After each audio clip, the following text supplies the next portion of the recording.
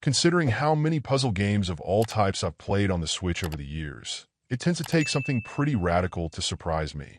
Pretty well no matter what the format, type of pieces, pacing, or visual style, I usually assume I've played something like that. Then some indie dev dropped a bomb in my email in the form of Oxytone, and I quickly realized I'd presumed wrong. Your goal is to place a series of hexagonal pieces down in space, with the intention being that the lit ball that you start out with is able to continue to move without being blocked in some way at the end of its path.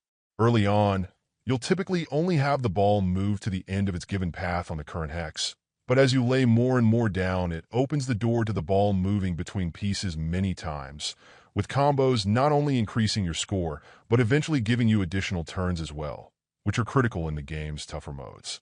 The challenge is that visually mapping out the path your ball will follow will continue to get more challenging. Not only do the paths on each piece cross over each other and include plenty of twists and turns, at some point some spot where it will, but into a wall won't be visible, and you'll convince yourself that you should be safe, which can be a fatal mistake obviously. The more success you have with points, or managing to stay alive, the more new stages and challenges will also unlock, upping the challenge ante. What you'll then quickly find is that Oxytone isn't so much about the puzzles as it is about strategy. Working to minimize your opportunities to hit walls preemptively is possible to a degree, but it's also hardly an exact science since you'll only control how each piece is rotated, but you'll always need to use the one assigned to you. Putting this all together, it makes for a pretty unique challenge, and I can't stress that fact enough. Certainly surviving for a while in the initial open space is quite doable, but as you strive for higher scores and tackle areas that are laid out differently and use more strict rules, you'll quickly find yourself hitting the challenge wall if you're not careful.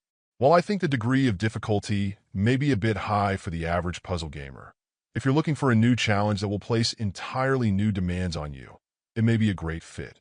Overall, my final score for the game ended up being an 8.1.